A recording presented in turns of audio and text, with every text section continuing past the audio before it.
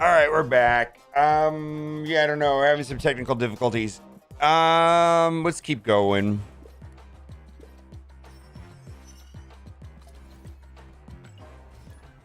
I need to wake up.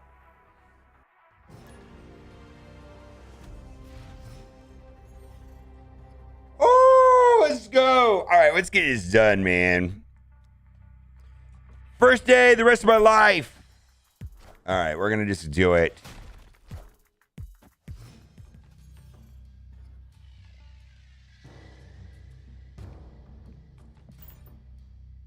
I know, right? I know what's going on. I have no idea.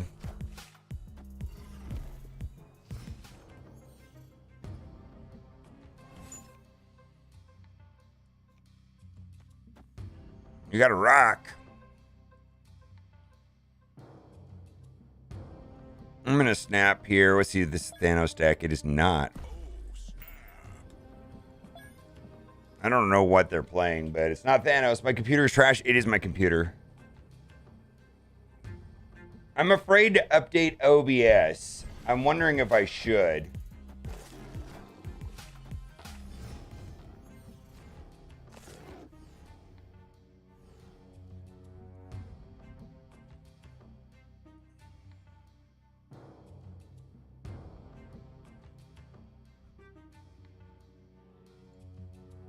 You might quit.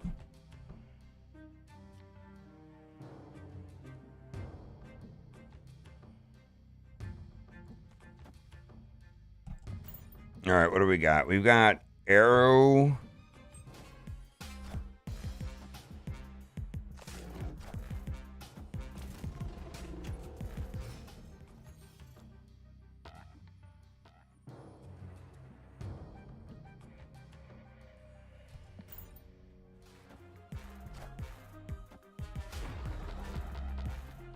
All systems go.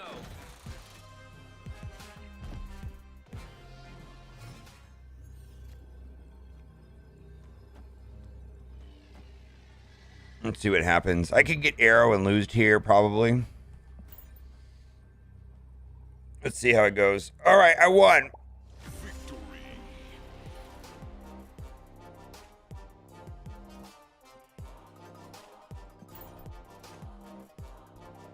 So, I hear ya.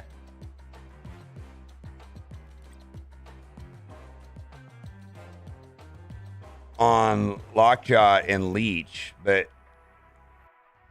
what made Lockjaw and Leech fine 6 months ago, but not fine now? This is just a question. I don't even actually, it's not a trick question. Like, I don't have the answer. Like, I don't know, but it's just a question.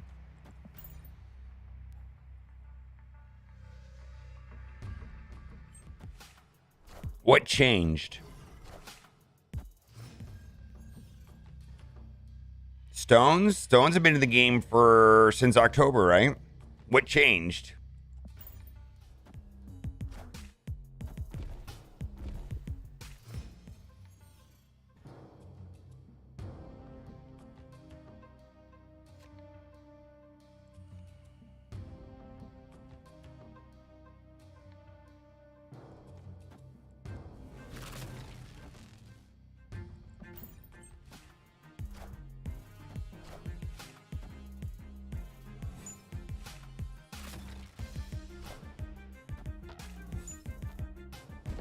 First of all, I do think it's a problem. I'm not saying it's not a problem. I'm trying to identify what changed and why is it a problem now as opposed to 3, 4, 5 months ago. Yeah. Oh, Hooglin? Yeah, I can watch that. I actually like his videos. I haven't watched it yet. Maybe we'll watch it together.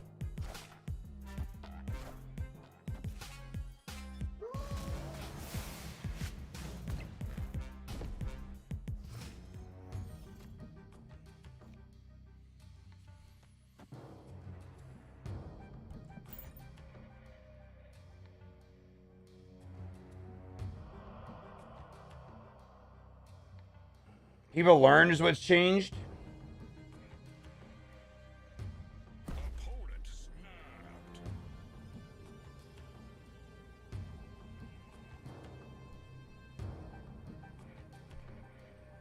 I don't know what this guy has. Leech. I don't know if I care about Leech, right? All right, do I win that location?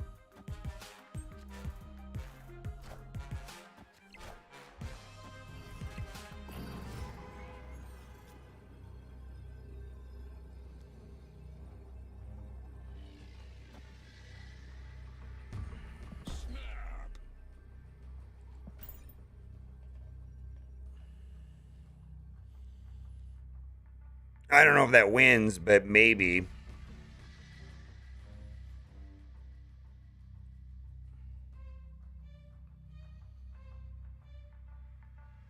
I want to watch Jeff Hoogland's video. Uh-oh, do we got a problem here? Oh, the 1 point for Sunspot ties?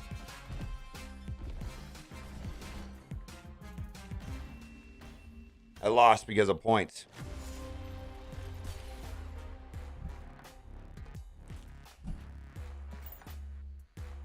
All right, let's get back to 95. Yeah, Sunspot. See, I think they're like Sunspot makes sense, right? Like, why is Sunspot played in every deck? 40% of the decks are playing Sunspot right now. That seems too high. So this is Ordinary Harry, right? Ordinary Harry, yeah.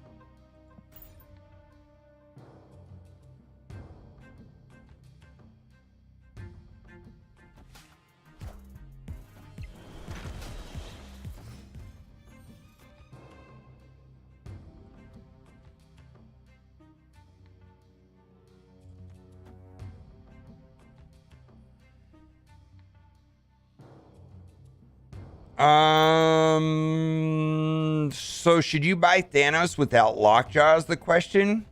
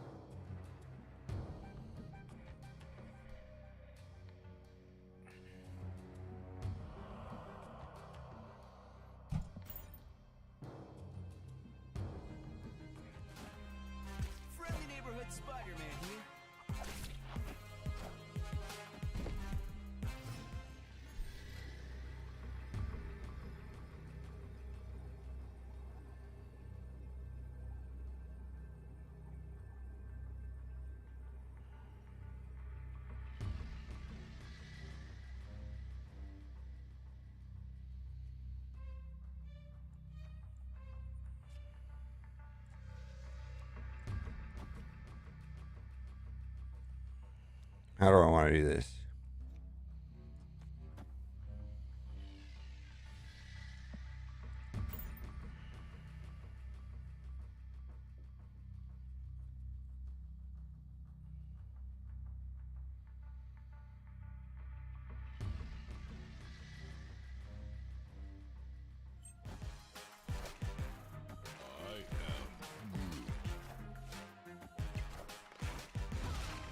Oh, do I lose? I lose. Wow.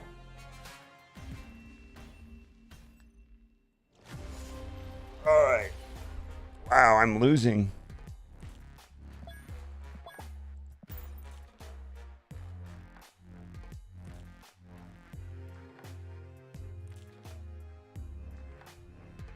All right, I didn't watch Jeff's video today. Let's see what Jeff said.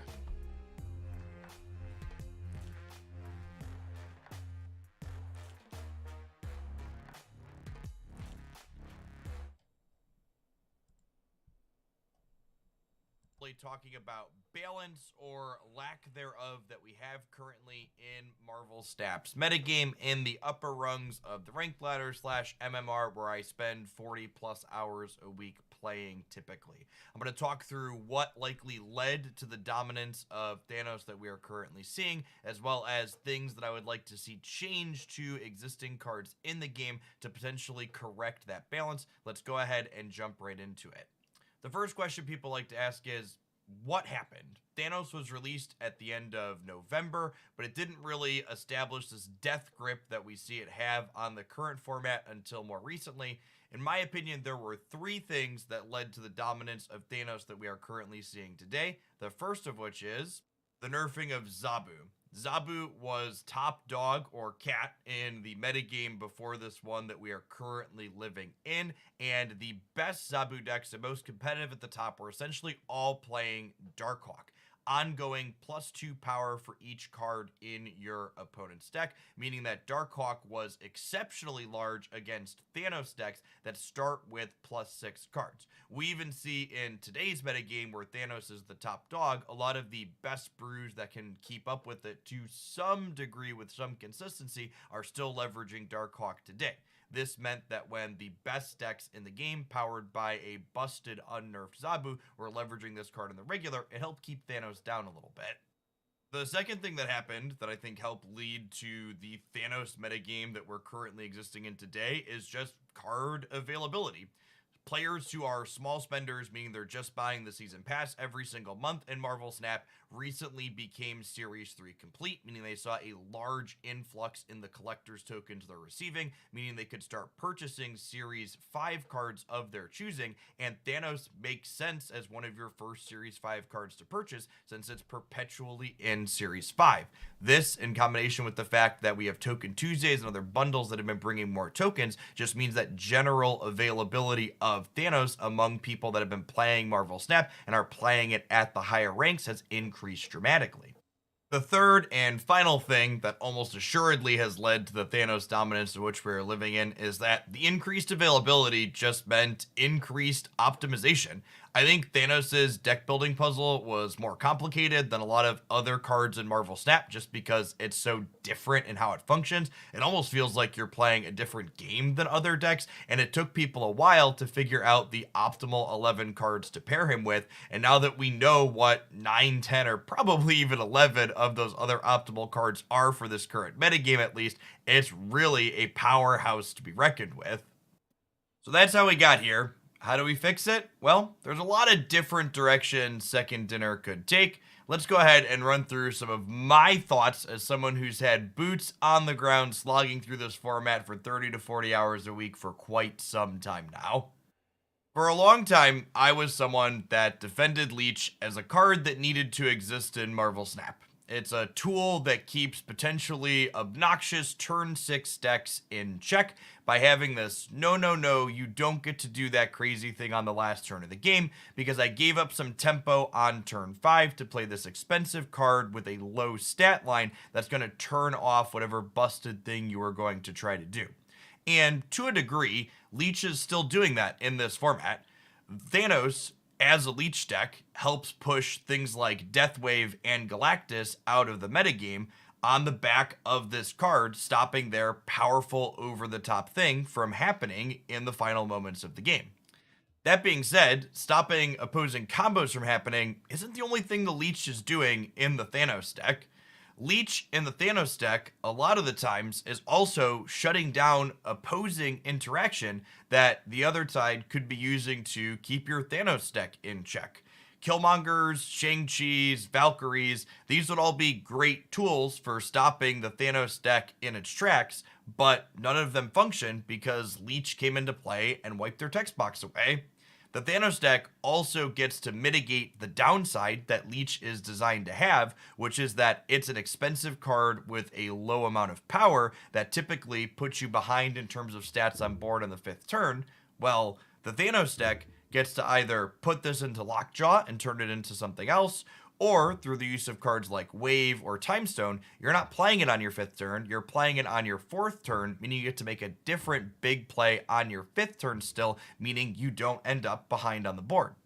I think there's a lot of different ways they could redesign or rebalance Leech to be a more interesting and less obnoxious card to play against, but it's also a delicate process. You know, you pull Leech down from what it's currently doing now, and other combo decks like Deathwave and Galactus could immediately fill that power vacuum void and make people's lives miserable in a different way.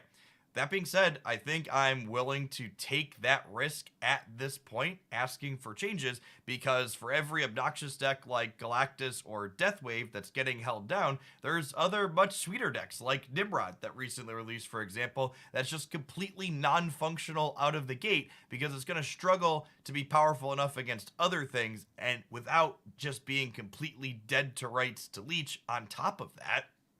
I don't think Leech is the only problem child inside of Thanos, and it's not the only thing that I would like to see change. The second additional change that I think would do wonders to allowing other decks to be competitive into Thanos is a small change to the Space Stone. I think the Space Stone is subtly one of the most powerful things in the Thanos deck, and here's why. First and foremost is the obvious. The Space Stone helps you get into tricky spots that you'd typically be locked out of. You can move the Lockjaws over. Card into somewhere you like move the Lockjaw over and rinse or repeat. You can move something into Sanctum Sanctorum that normally you wouldn't be able to get anything into. This freedom of movement also extends to making the Thanos deck good against things that would normally be their natural predators, like Storm or Spider-Man, that serve to restrict board space. Because the Thanos deck is looking to play out a bunch of stones, having one of your locations get gummed up by either webs or a flooded location would typically be detrimental, but the Space Stone gets to laugh at these cards and make them actively bad into the type of deck that they should be strong against. The second thing that makes Space Stone incredibly strong in the Thanos deck is its interactions with Lockjaw. Lockjaw is a powerful and somewhat high variance card that typically had the drawback of, well, oh, make it like Cloak? Oh shit, make it like Cloak. Wow, that's an interesting idea. Make Space Stone work like Cloak rather than the other way around. Big things you're getting out of me are locked into a single location, meaning counterplay like Shang-Chi or Valkyrie could typically clean up a Lockjaw path all on their own. In enter the Space Stone. You play Space Stone and one or two other cards out to the Lockjaw path, you flip some big things out, and then you move Lockjaw to a new path, and you do it all over again. Lockjaw just doesn't happen 3 times over the course of a game against Thanos Lockjaw. It happens 6 times, or sometimes even 9 times if you keep drawing back into that Space Stone that you put into the first Lockjaw to begin with. I think you could solve both of these incredibly powerful things that the Space Stone is enabling with one simple change. Instead of saying next turn you can move one card at this location, instead, let's make Space Stone say you can move one card to this location. Make it a mini cloak that brings something to the Space Stone instead of pushing it away from the Space Stone. This would mean if you want to use Space Stone to move your Lockjaw, you're going to have to play it into another path, not into the Lockjaw itself, and it means that the Lockjaw is only going to get 2 more cards at most in the new path that it's moving to. It also means the Space Stone would not be a get into jail free card against cards like Storm or Spider-Man that are otherwise trying to restrict the board space that the Thanos player is playing into. There's obviously a lot going on in the Thanos deck overall, and a lot of it is powerful, and there's other reasonable suggestions I've heard from people in the community for things that could potentially change. For example, I've heard people suggest that, well, maybe the stones just shouldn't be free with Quinjet, and even going as far as to suggest as, hey, maybe Lockjaw is the card that needs a change. I think changing Quinjet's interaction with things or changing Lockjaw based on the Thanos deck would be larger changes, and while larger changes like that might be necessary to rein the Thanos deck in overall, I think smaller changes like redesigning Leech or making the Space Stone less powerful is definitely where I would prefer to see them start, just so we can potentially not impact other decks in Marvel Snap simply for the sake of reining in the Thanos deck. While she's certainly become less prevalent than the Thanos deck in recent days, I don't think there's any doubting that Shuri is just kind of lurking behind the corner should they adjust Thanos or other things in the Thanos deck, Right. waiting to pop up her beautiful head and wreak havoc on the format again. This is what we saw happen when Zabu and Surfer were nerfed, and I think we would easily see it happen again if they adjusted Thanos and didn't also adjust Shuri. What exactly should they adjust on Shuri? Well, similar to Leech, I think there's a few different directions they could take this card in. I'm not really going to speculate on what exactly I think is best here, but I will say that I think adjusting only Thanos and not adjusting Shuri and potentially other cards as well at the same time in a predictive manner would likely be a mistake, in my opinion. What other cards, you ask? Well, Aero would certainly be at the top of that list. That being said, I think Aero is actually kind of a complicated card to dissect why she's so good at what she does. And I think part of Aero's power level in Marvel Snap in general is actually kind of indicative of a bigger overarching problem that the game has developed to a degree. And that is Arrow's power is largely based on decks that aren't filling their locations in or playing to the board early, which is symptomatic of the fact that decks that are playing to the board early and filling their spaces in tend to just not be very good in Marvel Snap in recent months. Why is this? Well, I think there are two cards to blame for this phenomenon. The first of these cards is one of the other big bads that was introduced to Marvel Snap at the end of November. Galactus essentially turns the game rules of Marvel Snap on their head, and he largely serves to make any deck that's looking to kind of go wide across all three locations pretty terrible, because in order to go wide across all of the locations, you're typically not channeling a specifically high amount of power into any individual one, meaning once Galactus hits the board and blows everything up, you don't really have the stats left over to compete with it. This is why we've seen decks that want to go wide like Thanos relying on Leech to give them gameplay here, but once Leech is potentially changed, it leaves a door for Galactus, which in turn makes Aero more powerful. And again, kind of that cyclical one thing depends on another, and they're all kind of interrelated in the metagame when you think about it. The other card that I think really increases the power level of Aero in Marvel Snap's metagame is Killmonger. In fact, for a long time, one of the better Aero decks was thought to be Deathwave, which was also a Killmonger deck, serving to make their arrows more powerful by clearing out anything your opponents were playing to the board. I think it's also important to call out here that I'm not actually suggesting we make changes to Killmonger or even Galactus, but I simply want to call out the impact I feel these cards have in relation to Arrow's power level to kind of acknowledge, hey, you could adjust this card or you could adjust these other cards, but the power level of all three of them are pretty interrelated based on how they interact with what people are playing to the board. I appear to have rambled for almost 13 minutes at this point. Thanks to everyone sticking through with me to the end. Some closing thoughts. First, yes, I do think there are a bunch of cards that they could buff. I think the buff, like we saw to Wolverine, giving it a small redesign while keeping the core idea the same and making it more powerful, was awesome. I hope we see more changes like that. I think small stat increases, like we saw to Spider-Woman, getting kicked up to 8 power, also great. Hope we see more changes like that on the regular. As for specific balance changes I would make, well, I think what buffs you do kind of depends on what nerfs they actually decide to implement. I really feel like there are a lot of cards that are super close to playable, but you just have to say, oh, I can't play that right now because Leech is in the best deck and it's just not playable anytime I get leeched. I think if you kind of break open the things going on at the top, you'll automatically have a bunch of things rise up, and without knowing what they're breaking open at the top, it's hard for me to make too many suggestions on what I would like to see brought up manually, as opposed to letting it rise organically once you kind of take the leech off of the format. Finally, if you enjoyed all my ramblings here today, make sure to snap the like button to help this video reach more people. Normally, I'd tell you to leave a comment at this point as well, but I'm actually going to leave comments off for this video. Oh, for come on. whatever reason, anytime I post a balanced video like this, there's always a lot of vitriol in the comment sections from people who play the game far less than me, letting me know they feel like I don't know what I'm talking about or that I'm completely wrong, and usually they do it in a far less polite manner than I just relayed that. So rather than having to scroll through and read those types of messages in the coming days, I'm just going to turn them off. As always, thanks for chilling. I'll be back with another deck highlight here shortly. Appreciate everybody that checks those out every day. Hopefully, we get a balance patch real.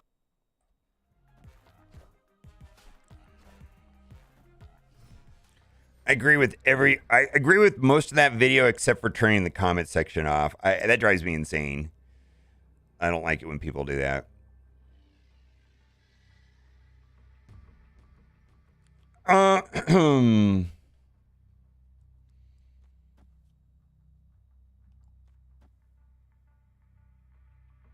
is he gonna Destroyer here? Galactus?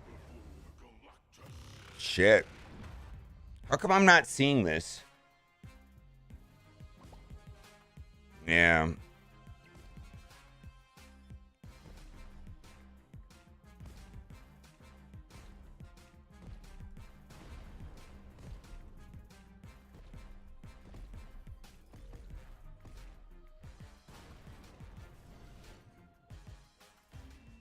Where did that Sunspot go?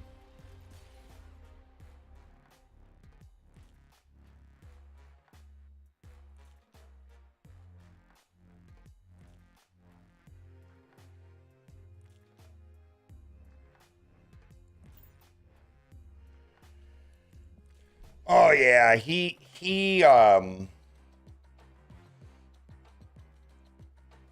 well, whatever. Yeah, he does things differently than the way I do.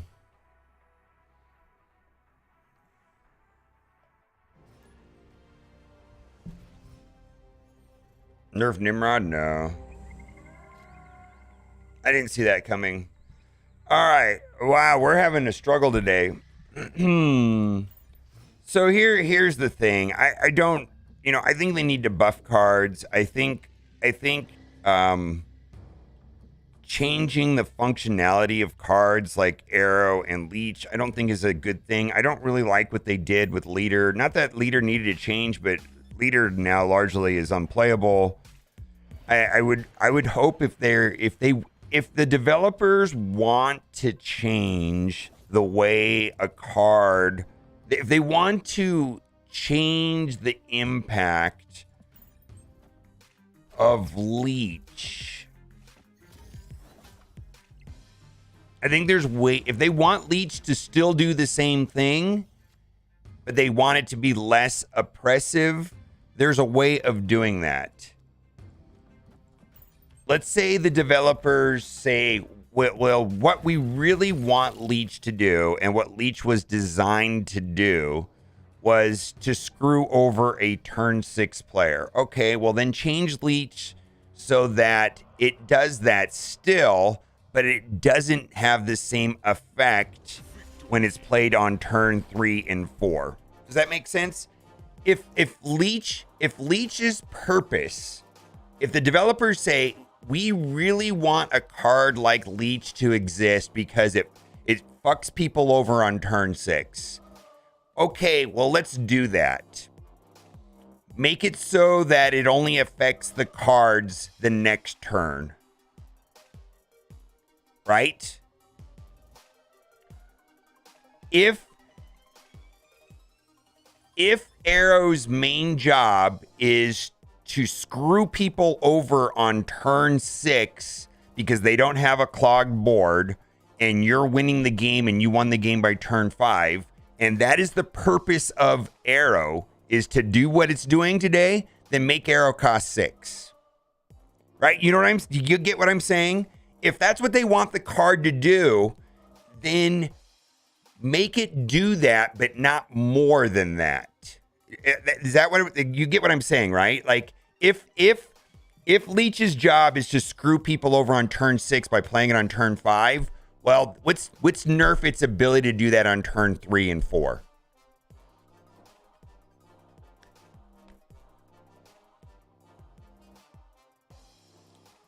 Yeah, if you play Leech on turn 3, it removes the abilities on cards turn 5. They revert on turn 4. They revert on turn 6. You know what I mean? Yeah, if that's what they want Leech to do.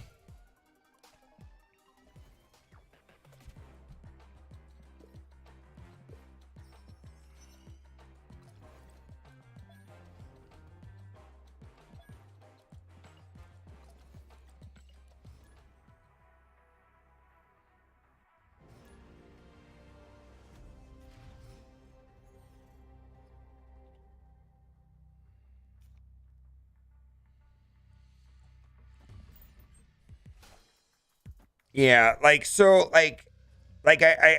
don't, I mean, if they just want to explode the card, that's one thing, right? But if they want the card to do something and still work the way that they designed it, I guess the question is, what is the purpose of Leech?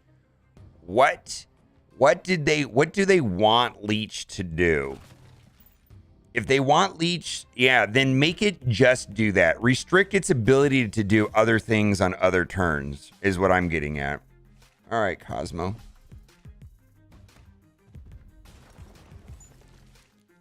I know Fun Jeff for some of his hot takes related to things not Snap related. Yeah. Oh, he's kind of oh, how do I word this carefully? Oh, he blocked me on Twitter a long time ago. Like, he's just that kind of person. Yeah, he's just that kind of person.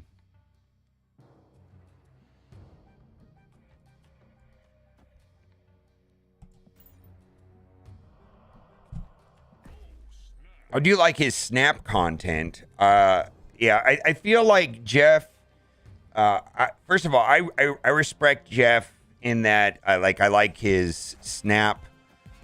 I like his Snap content. I like, you know, so this is good.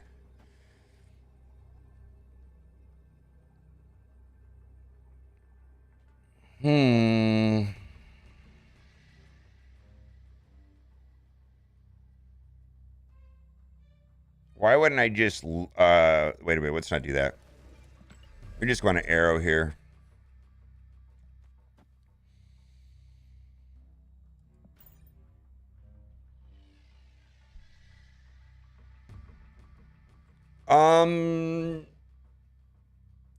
It doesn't matter. Every person, every streamer has takes and opinions on things that are not related to Marvel Snap or streaming or video games. I mean, what if you want to get in an interesting conversation with somebody about, religion or politics, it's probably not going to go well.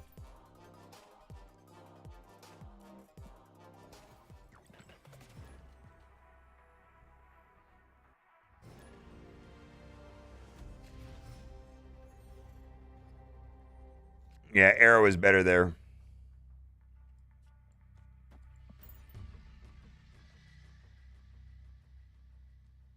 Yep. But even though I don't agree with him on the way that, on a lot of things, but it doesn't really matter. I do think he has good ideas about Marvel Snap.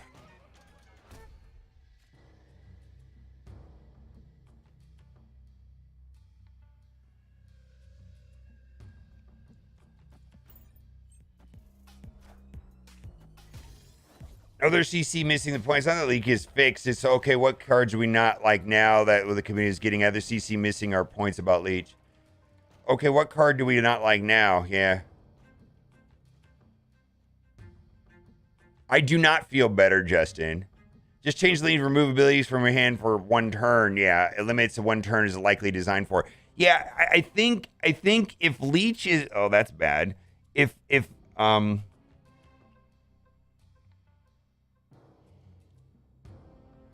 Yeah, if Leech is supposed to, I don't know.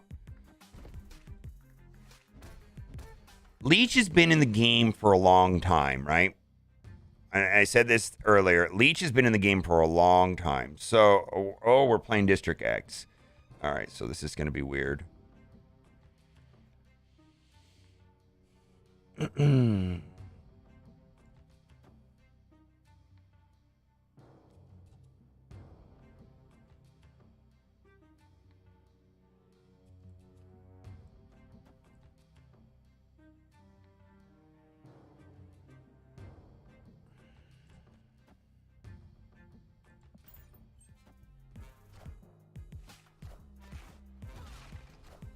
Yeah, and he's a pull 2 card, right?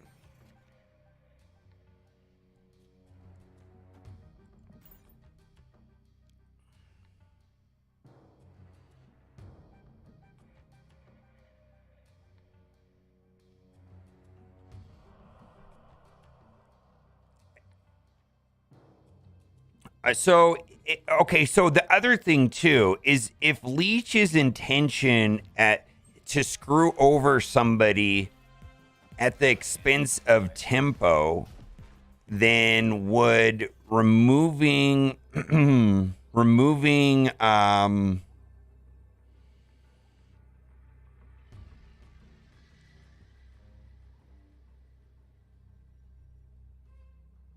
gonna do nothing here.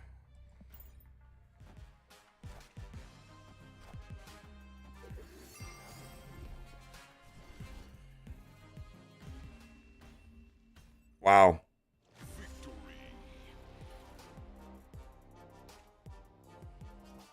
Oh, in fact, it's on reveal than when played.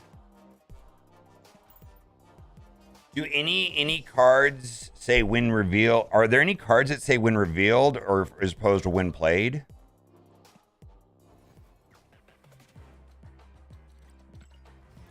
Are there any cards that do that? Are there any cards that are different between when revealed and when played? Can you run this at 0 since you got 0? You probably. I can't tell you the number of times that I've been able to 0 Ebony Maw early. Has been very useful. I mean, 0 is a 3-power card for 1 cost too. It's actually pretty good.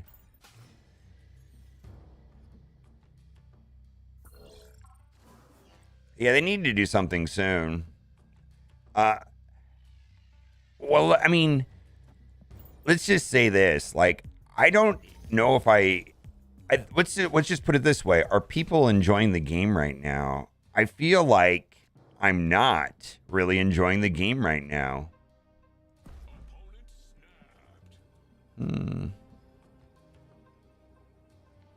Not like I was.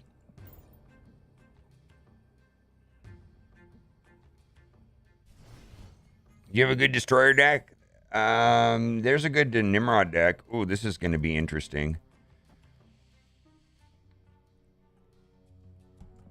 We're going to get Mr. Negative. Oh, I don't know if I want to do this. Is 30 power going to be enough?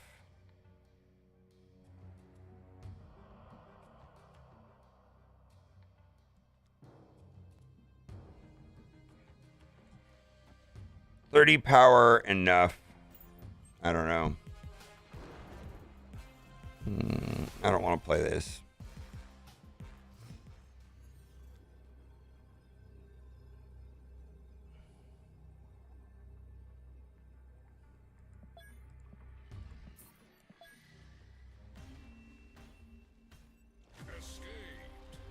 Meta is extremely narrow right now. Leech is not a fun card. So only decks that are able to compete in the meta have already nerfed to High Heaven. Correct. That is the problem. That is exactly the problem. Is the marrow... I mean... And why is... the meta has been reduced, at least at my level of gameplay, to 2 narrow decks. Like that deck I was just playing right now. Against right now. If I leached on turn 5, could they do anything? Like, what would their deck... How would the deck I was just playing against right now feel if I was playing Thanos and I leached them on turn 5? Not great, be my guess.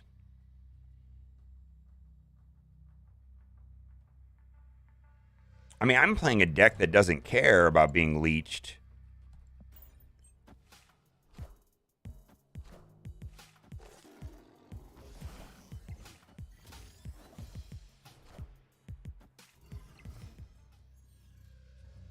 Yeah. Yeah, so that's the other thing too. If you nerf a card, something else will rise up behind it, right? I don't need to play this turn, do I? I don't. Let's just sit. I think the problem with the game right now is that I think the problem is that we have a very narrow meta right now. See, look at this. This is great. Look at this. Look at this. This is great, right?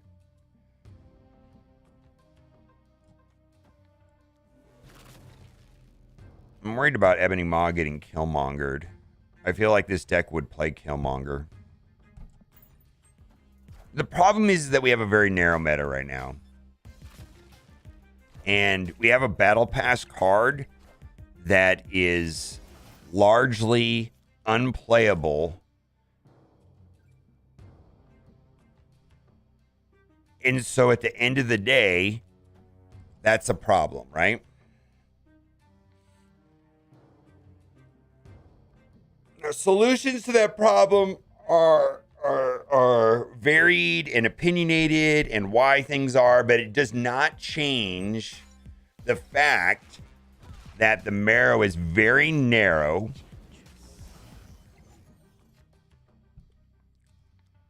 The meta is very narrow.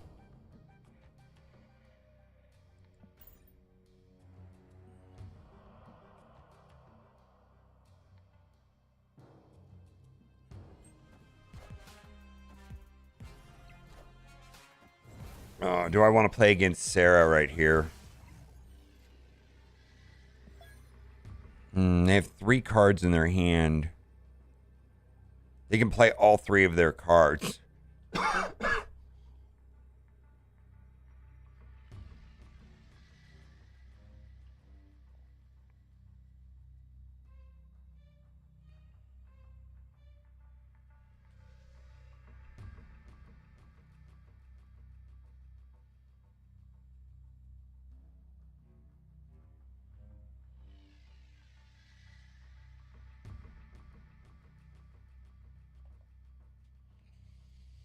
I'm going to YOLO this.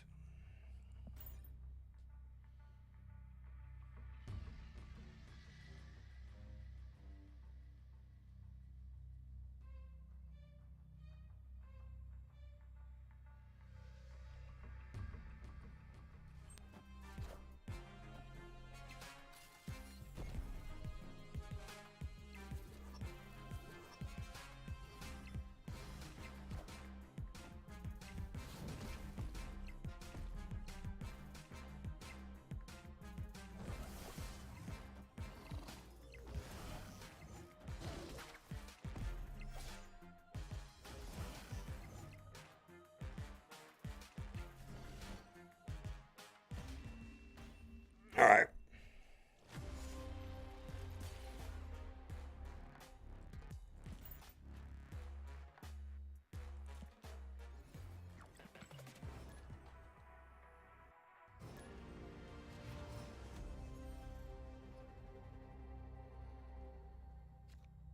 Shane Gone Wild? Yeah, it's fine. I shouldn't have played that. Every time I see Sarah, I just like, I shouldn't. The thing that I always forget about those Sarah decks is that they play Killmonger. I always forget about Killmonger. Anyways. Yeah.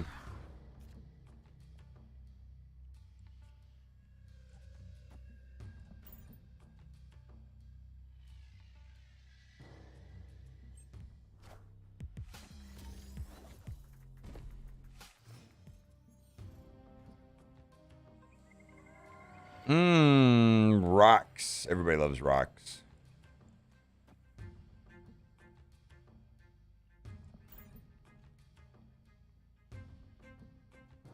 Yeah, I actually got up to 98 with this deck last night.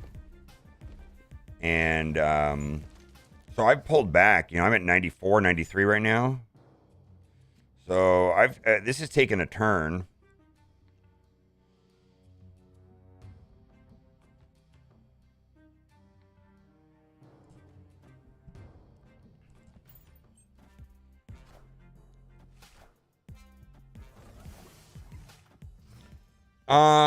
Cosmo, because I'm running Arnim Zola. If I took Arnim Zola out, I could run Cosmo. And I just lately have been enjoying Arnim Zola.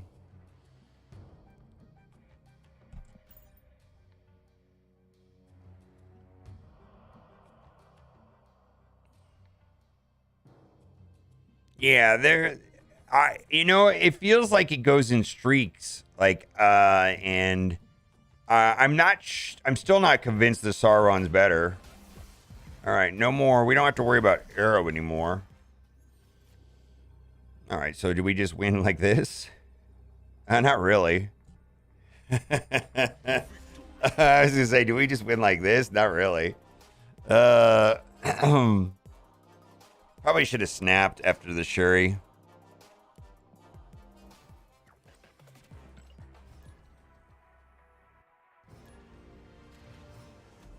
You tried ordering a pizza last night with Arnim Zola?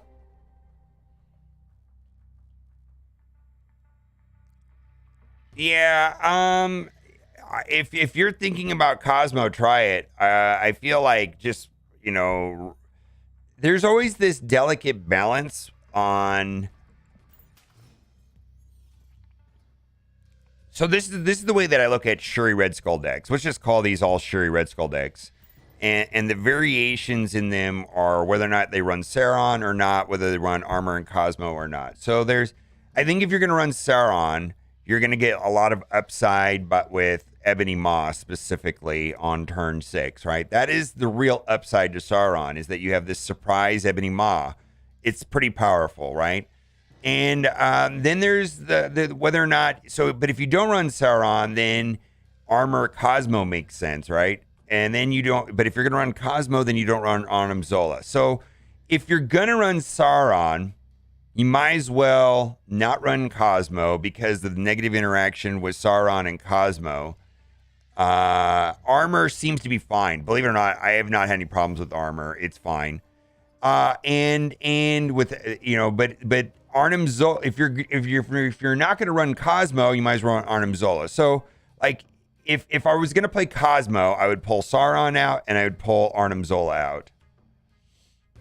And then it just would be just a different build. And then you could start running like Polaris or something, or Lizard. And I think it's fine. I actually don't know which one's better. It's just different.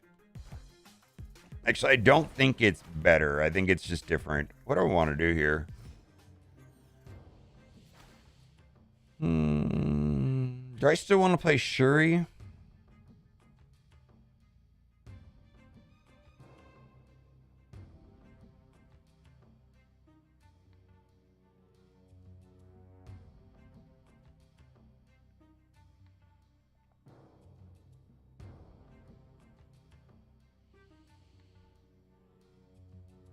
If I play Shuri, then I won't have priority.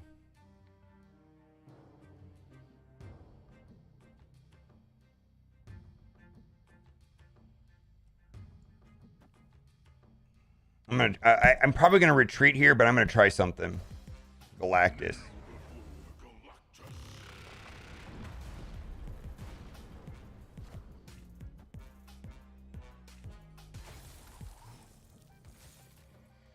So the question is, do I think that he is running something annoying like, do I want to play my cards now, or do I want to play? See, it's turn 5. So what 2 cards could he mess with me now? He could mess with me with Spider-Man or Doc Ock, right?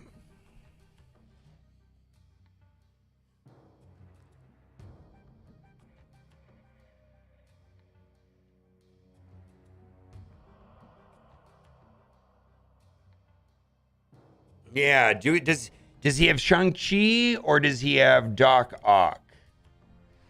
All right.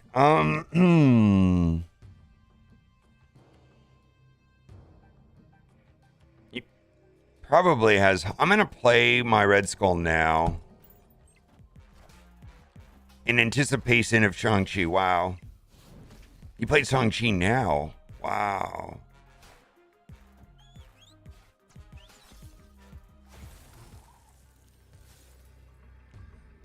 Well, I could have drawn into Taskmaster. He doesn't know that I don't have Taskmaster, right? Yeah, so waiting would have been the right term.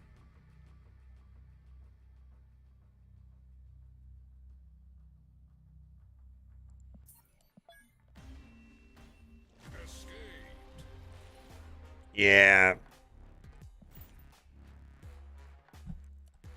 So the right move would have been to play nothing. I mean, we were guessing and played Red Skull She-Hulk on the last turn. We just didn't know. Enjoy your cube.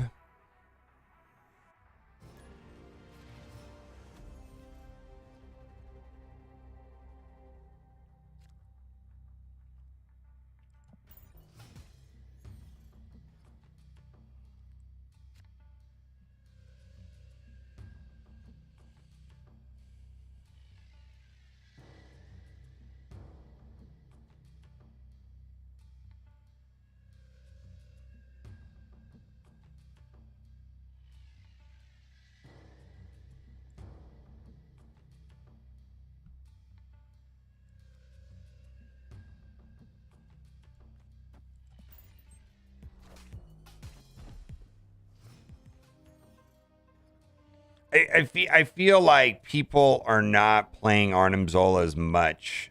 Like I feel like Arnim Zola has been reasonably surprising lately.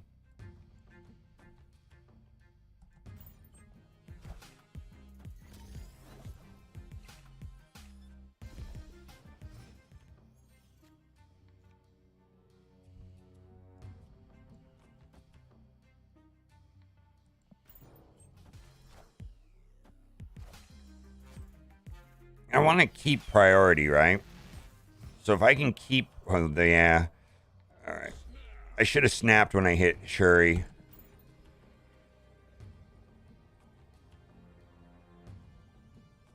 Yeah, dude, the Arnim Zola. So Arnim Zola is. All right, so that kind of throws off my arrow play a little bit, right?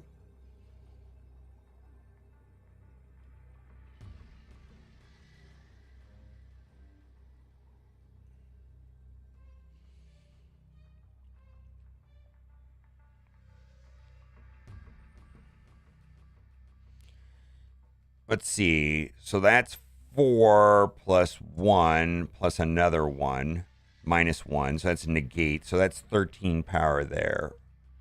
I guess they could. Oh, man. You know what? Let's see. Let's see. That is.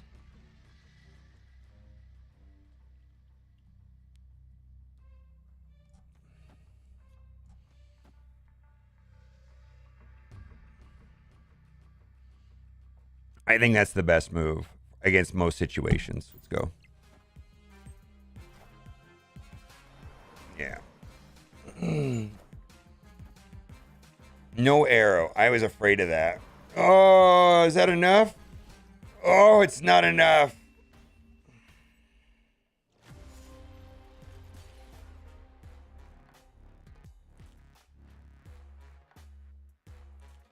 So I should have Typhoid Mary, right? I was thinking about Typhoid Mary.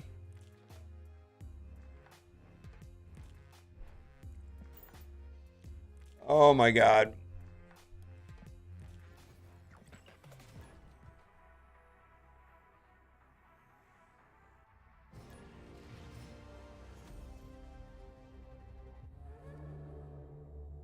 I am ego, and this is my domain.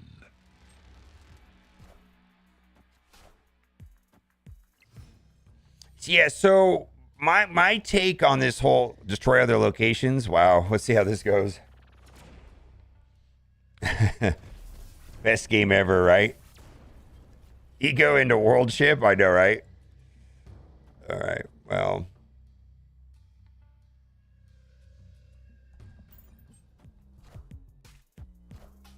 Mojo, all right, good call.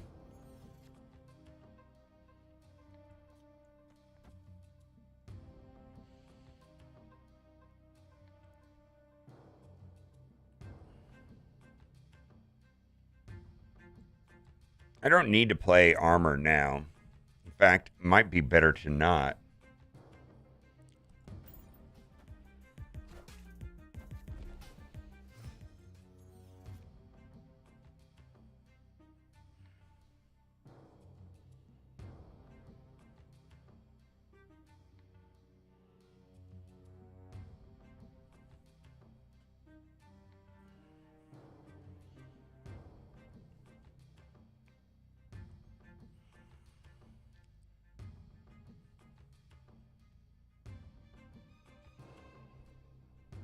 All right, we're gonna hope for a, let's see, a top deck She-Hulk, or we're gonna hope for a top deck Typhoid Mary, Red Skull, or She-Hulk. Let's go.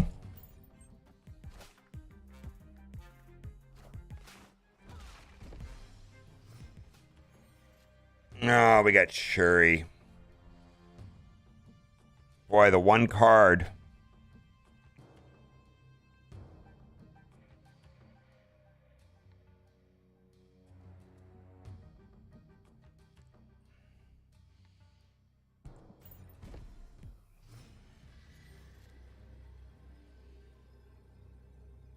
Wow, we won because of Sunspot.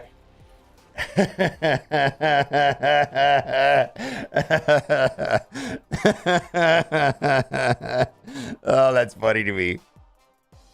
We just Sunspotted.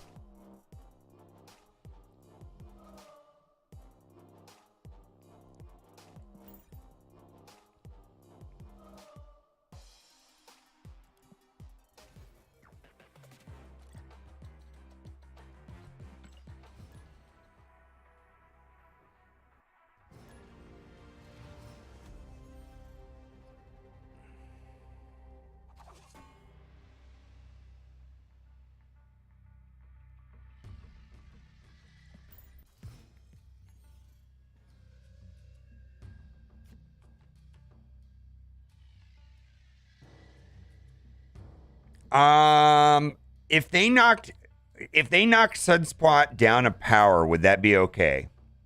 If they made Sunspot a 1-0.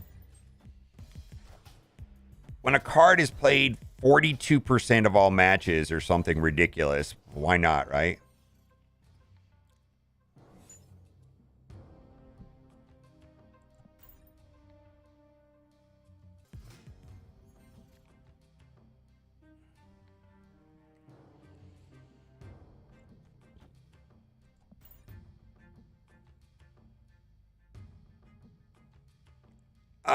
I actually think Sunspot, it's not that Sunspot is overpowered, it's just holy hell.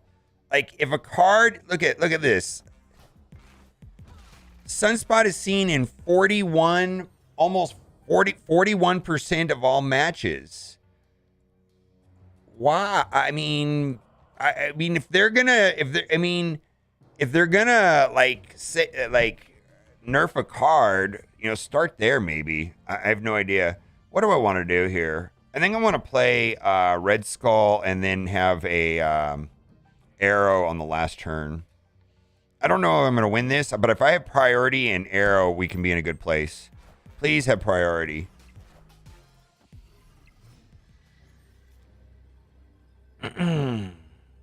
No, we just lose.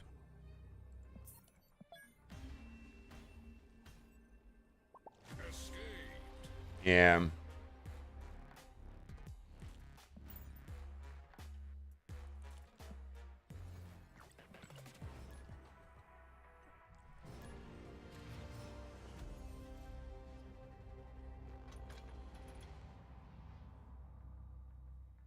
Unbalanced? All right, let me ask you a different question then.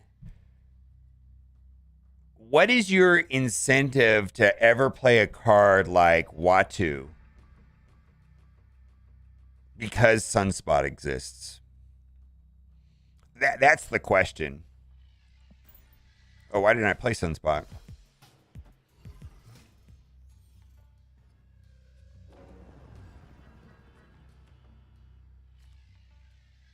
Yeah, it's not that he's busted or like unfair or ruining the game. It's just, does he limit deck creation where you're like, wow, I really want to run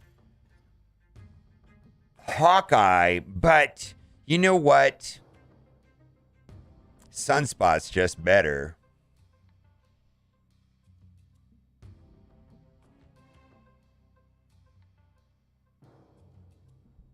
Correct. Oh, I'm playing a discard deck, but Sunspot's just better than Blade.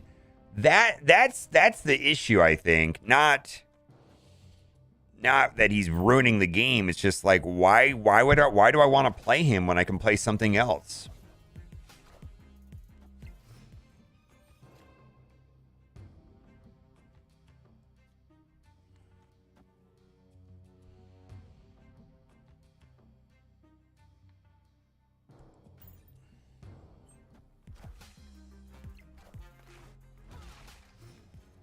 Yeah, Blade is a great example. Yeah.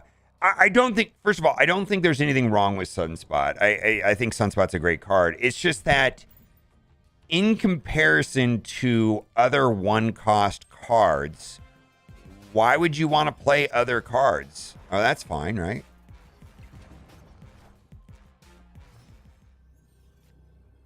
That's fine, right? Do I just go middle to take so that I don't have to worry about?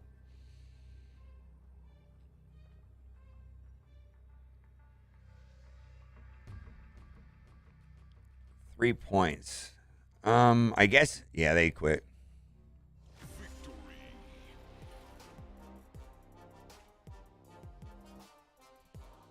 Well, I mean, let's look at one drop cards, and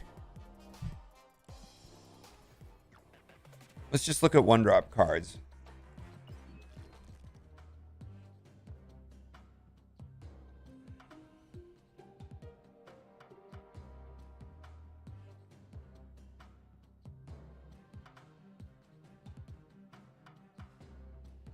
I think, in all fairness, I think Blade is the best. Blade is the best example.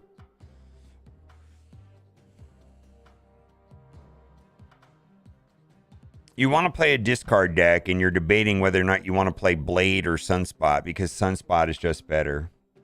Or you're playing. This is also true. Like you're playing a. I don't know. I think if they made Sunspot a 1-0, nobody would complain, and he might get used a little less, and that would be just fine.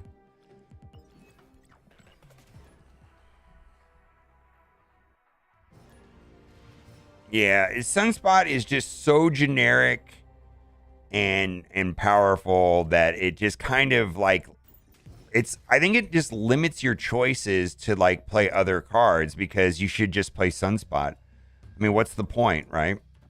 Just play Sunspot.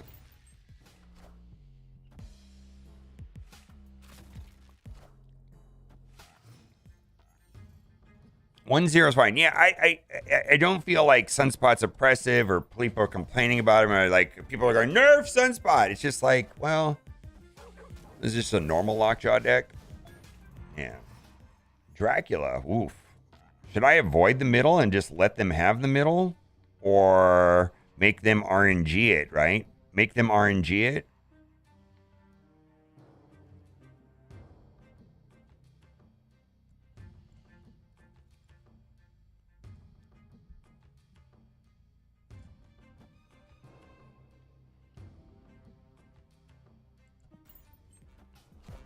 All right.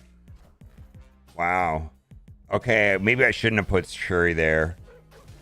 I feel like I lose the middle no matter what I do. Well, yeah.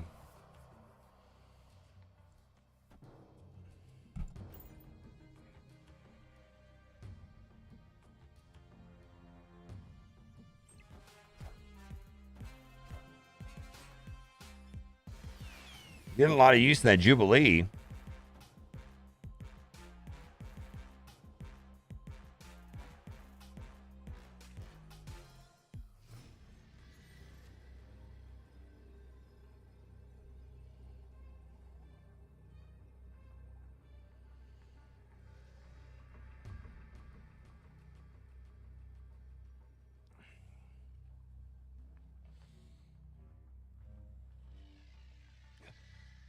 Oh, I lose a bit of. This deck plays like Magneto too, right? Like Magneto's a possibility. They could literally just play Magneto.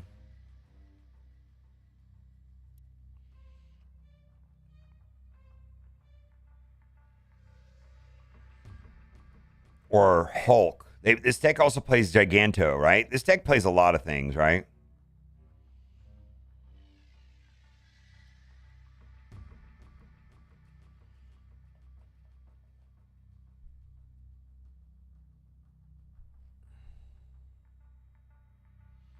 I'm not kidding about. No, I'm talking from a practical standpoint. Why shouldn't they nerf Sunspot? Like, I kind of, just my opinion, and I could be wrong. I feel like they should assess the the top played cards, right? Let's say at any power cost. Sunspot at 1, Aero at 5, Shang-Chi at whatever, and then maybe consider their win rates, of course, right? And then go to the bottom and say, all right, well, these cards are not played. Are they not played because they're bad, or are they not played because nobody has them? Oh, they're not played because nobody has them. All right, well, what's the lowest one played card, and why is nobody playing that? Not Ghost. Let's go Ronin, Multiple Men, Punisher, Dagger, Morgan, Hawkeye. Hawkeye. All right. Nobody plays Hawkeye. Nobody plays Hawkeye, right? Let's make Hawkeye a 1/2 on reveal. If you play a card here next turn, +1 power. Small, very small change. Does not make Hawkeye that much more powerful, but it does make him a little different. You make him an on reveal if you play a card here next turn, +1 power. So they make Hawkeye a little bit better because nobody plays Hawkeye, and they make Sunspot a little bit worse.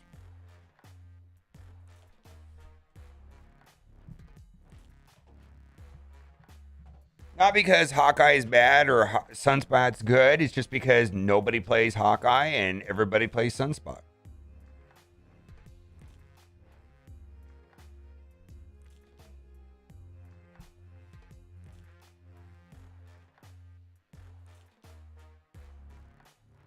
Oh, changing Sunspot to 2? I don't know, man. You could do that too. I'm more in favor of these small changes of moving power up or down by 1 than drastically changing the... I mean, changing the card's cost is a big thing.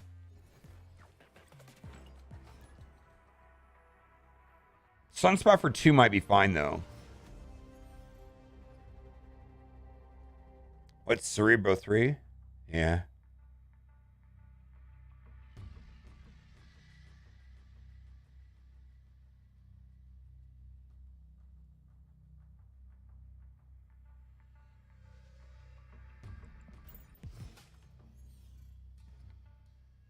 Yeah, I'm talking about adjustments. I think adjustments to cards are very different than nerfs, right? We'll play armor over here, I guess.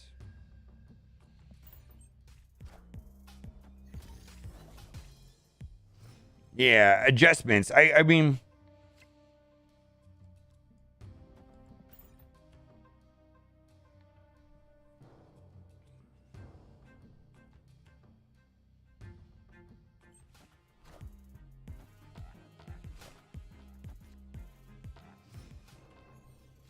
wow.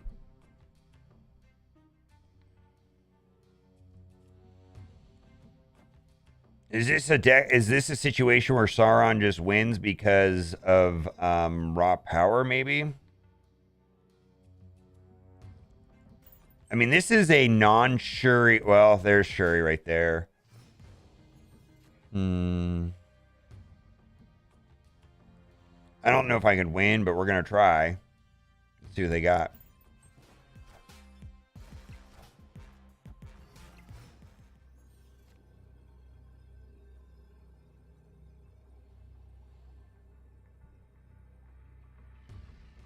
Yeah, I just can't win the Taskmaster.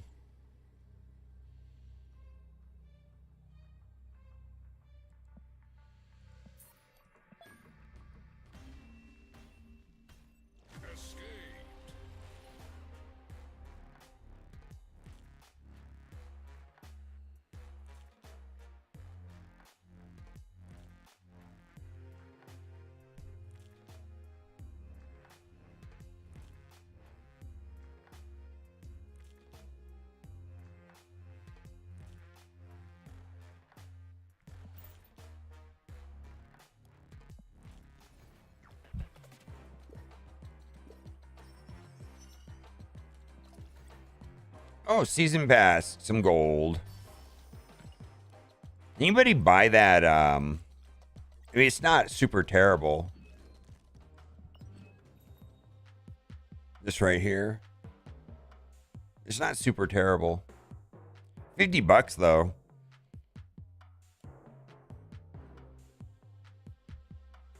It's not great, but it's not bad. Wasn't that there one 3,200 gold or something for 1,500 collector tokens last month? I have played. How many decks have I played? I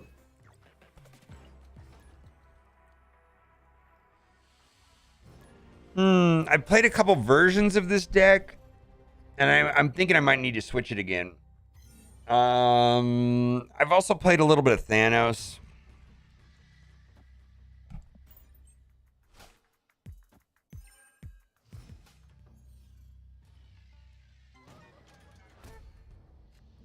I'm not talking about changing cards or nerfing or buffing.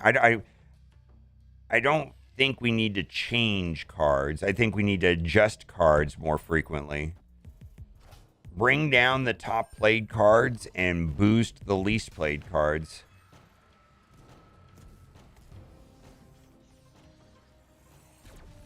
Slightly adjust them up and down.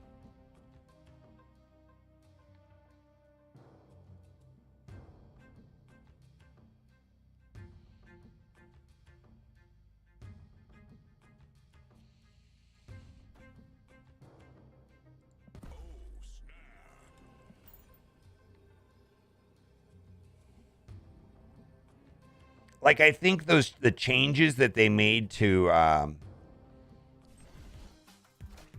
Dagger and Spider-Woman and Namor were amazing. I like those adjustments.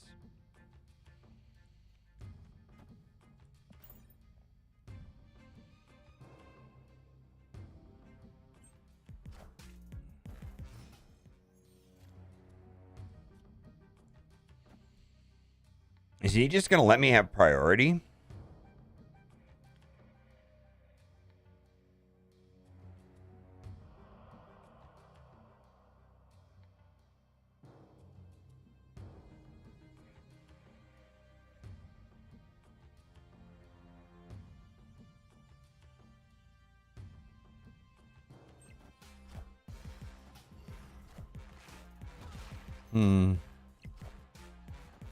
Ooh, that ruins my Arnim Zola play.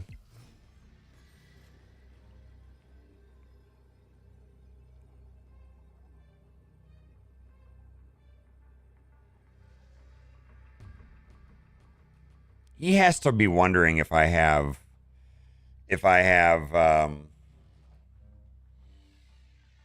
Taskmaster. Dude, and he played his turn order all weird, right? He played his turn order all weird, so he doesn't have Taskmaster. So I can put 13 power here. 13, 15. I can tie that location. Do I want to do that? Oh, and then I get a 1 point from Sunspot. Never mind.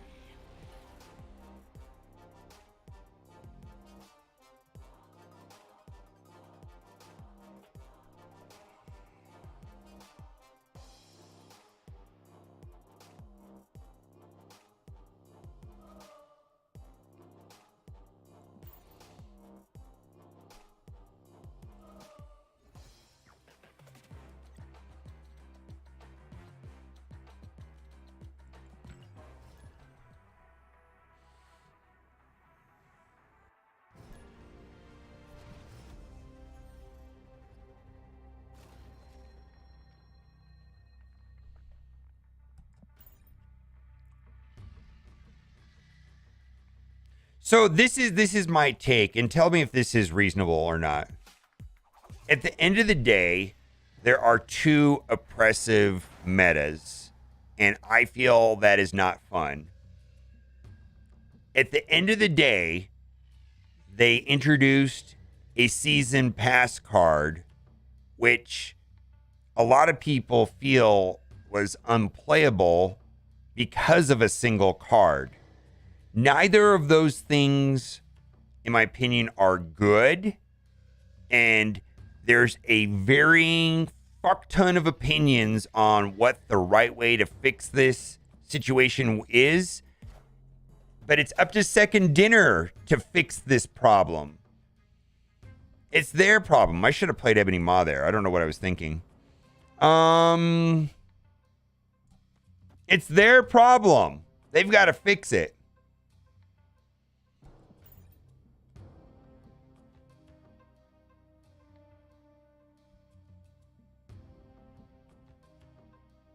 Yeah, I should have played Ebony Maw middle. I was too busy ranting.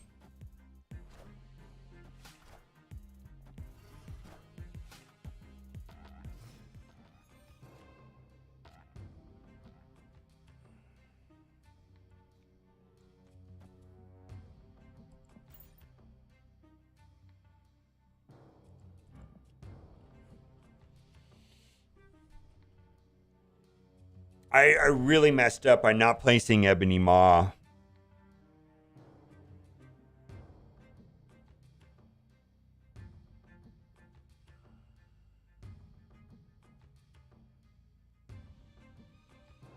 I can't believe it's in Second Dinner's best interest to release a card like Nimrod just for every person that was excited about Nimrod to have their hopes and dreams smashed by Leech. I can't believe that they actually want that and they're going to justify Leech in its current state.